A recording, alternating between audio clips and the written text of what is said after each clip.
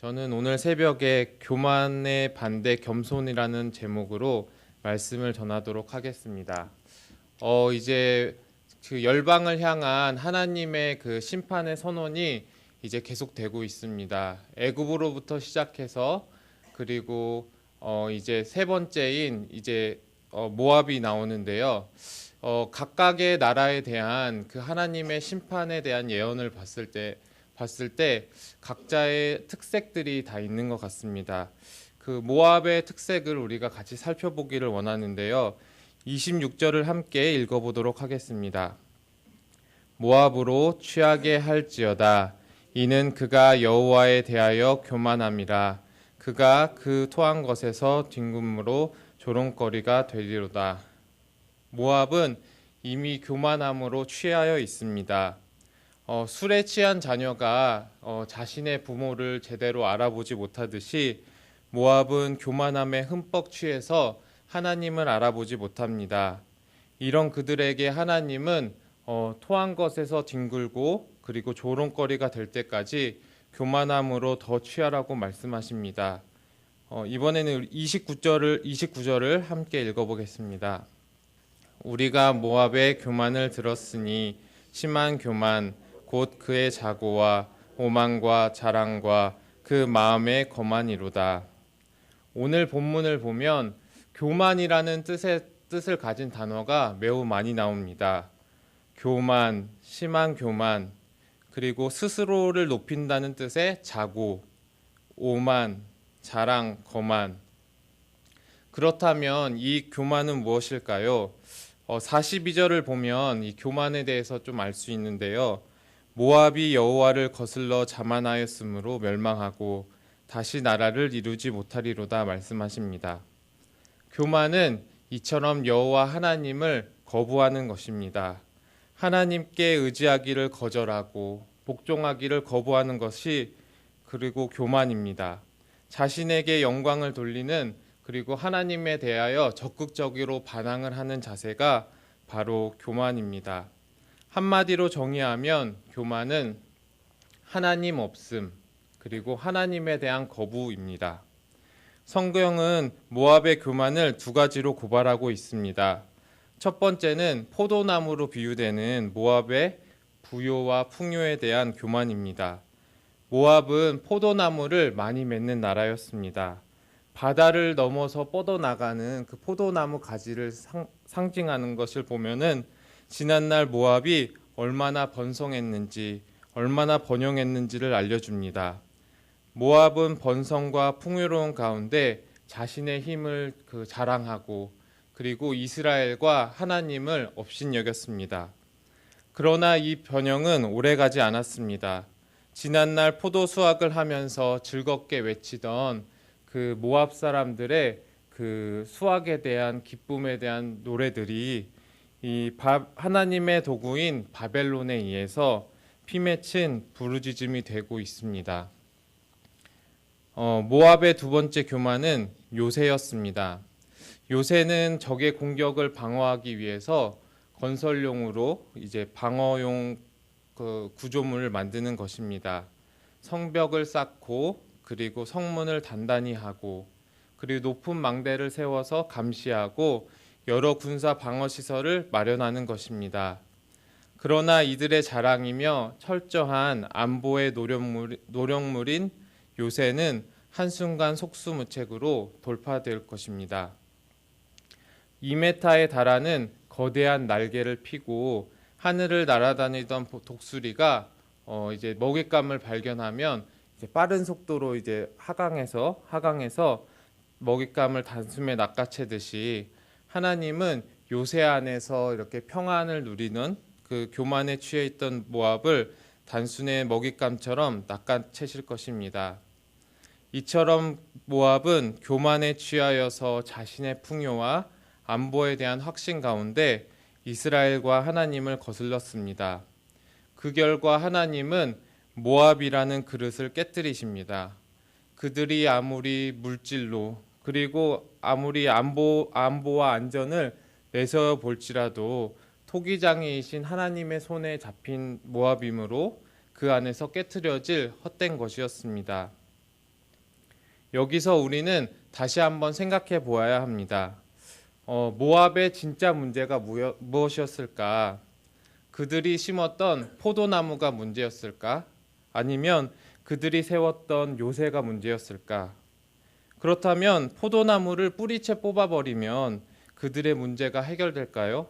아니면은 요새를 헐어버리면 그들의 자만과 교만이 버려지겠습니까? 아닙니다. 포도나무를 뿌리채 뽑아낸다 할지라도, 요새를 헐어버린다 할지라도 우리 안에 있는 교만이 사라지는 것은 아닙니다.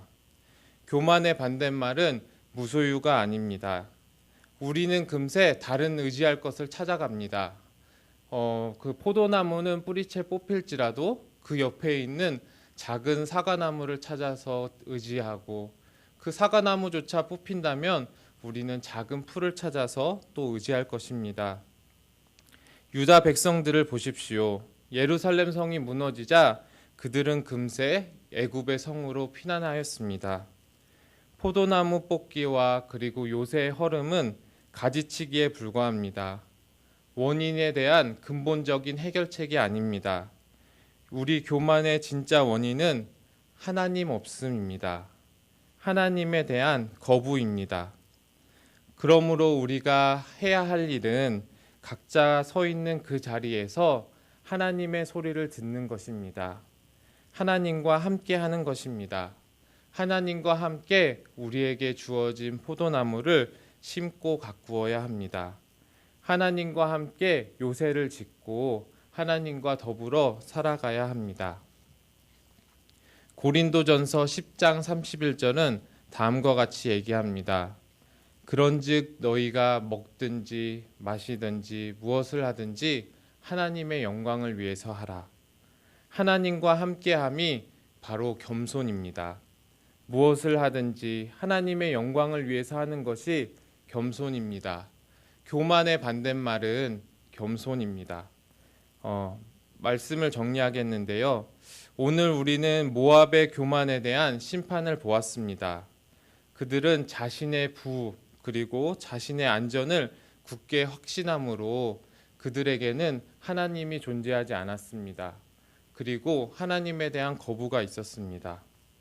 또한 그들은 스스로 높은 자리에 올라가서 그 이웃 국가인 이스라엘을 조롱하며 그에 대해서 말할 때마다 머리를 흔들면서 비난합니다.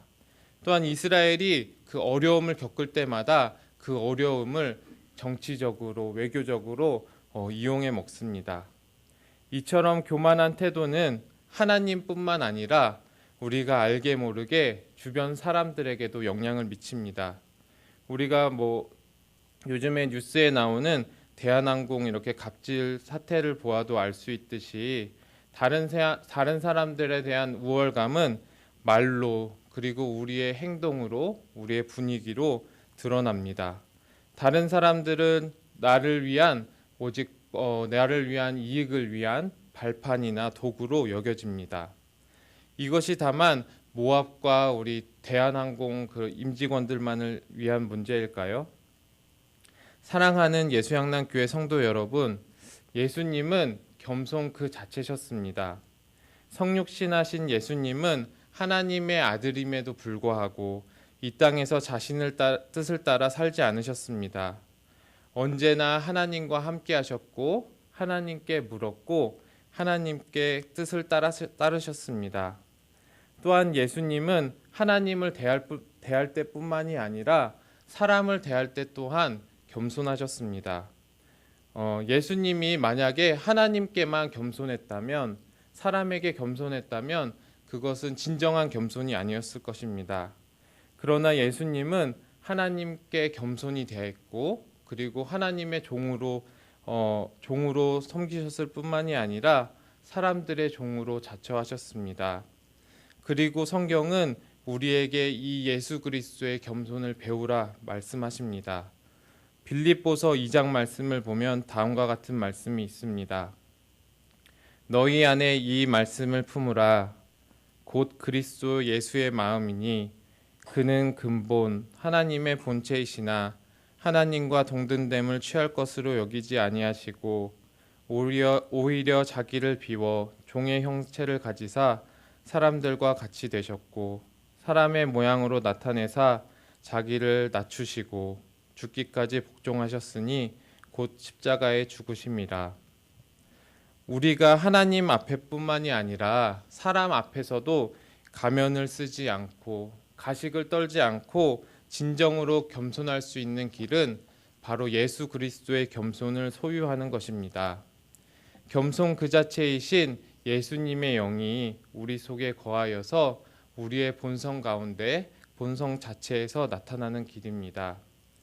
여기 계신 우리 성도님들께서 날마다 주님과 함께 하시고 그리고 날마다 주님께 들으시고 그리고 그분의 겸손을 마음에 품으셔서 하나님을 대할 때나 그리고 하나님의 사람들을 대할 때나 이웃들을 대할 때 늘 같은 마음으로 같은 모습으로 겸손한 모습으로 섬기시는 예수님의 사람들이 되시기를 예수님의 이름으로 축원합니다.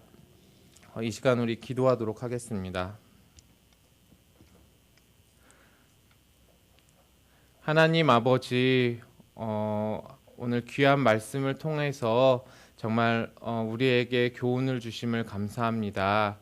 하나님, 그 모압이 자신의 풍요와 그리고 자신의 안전을 통해서 그리고 교만하여서 정말 하나님을 거부하고 그리고 하나님 없음으로 오늘 심판을 받고 있는 것을 발견합니다.